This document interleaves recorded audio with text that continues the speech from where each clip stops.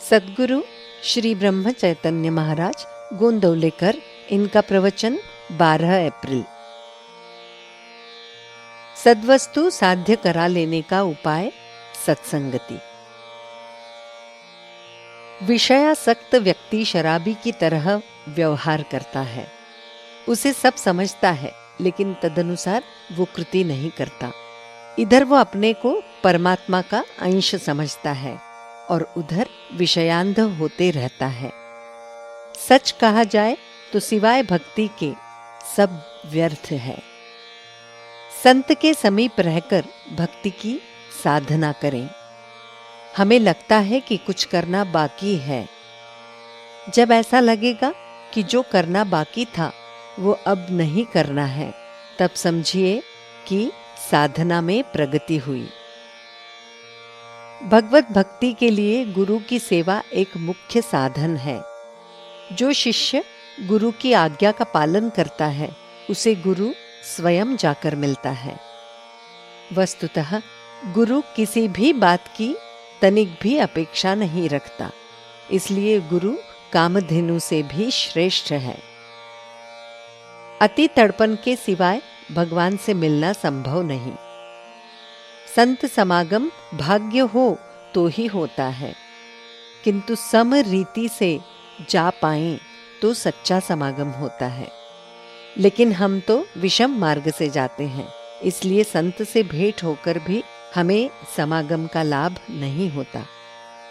हम विषय पंकज में डूबे हुए होते हैं। हमारी ये दुरावस्था देखकर संत तिलमिलाते हैं, अस्वस्थ होते हैं। हम उसकी कल्पना तक नहीं करते। जब हम अपनी बुद्धि के अनुसार समाधान प्राप्त नहीं कर पाते, तो दूसरे की सहायता लेना अनिवार्य है। ऐसी अवस्था में जिसकी हम सहायता लेते हैं, उसका कहना मानना चाहिए ना। भगवान के प्रति हमारी जिज्ञासा है। जिज्ञासा के मार्ग से चलने के लिए संतों ने कहा है। संतों के मन में मूलतः जिज्ञासा होती है, हम में वो नहीं है, इसलिए वो निर्माण कर लेनी चाहिए। कोई भी प्रयास न करते हुए सद्वस्तु प्राप्त करा लेने का उपाय सत्संगति है। सत्संगति विलक्षण सफलता का काम करा देने वाली बात है। जो भाग्यवान होगा उसी को वो प्राप्त होगी। यदि कोई भंवर में अटक गया तो उसे जल गर्त से बाहर निकालने के 2 उपाय हैं। एक मार्ग है, कोई बहुत अच्छा तैराक भंवर में कूदे, भंवर को तोड़े और डूबने वाले को बाहर खींच लाए, किंतु इस प्रकार के लिए बहुत ताकत लगती है। दूसरा मार्ग है, जो भंवर में अटक गया है वो स्वयं भंवर के तले में जाए और वहीं से भंवर के बाहर आए।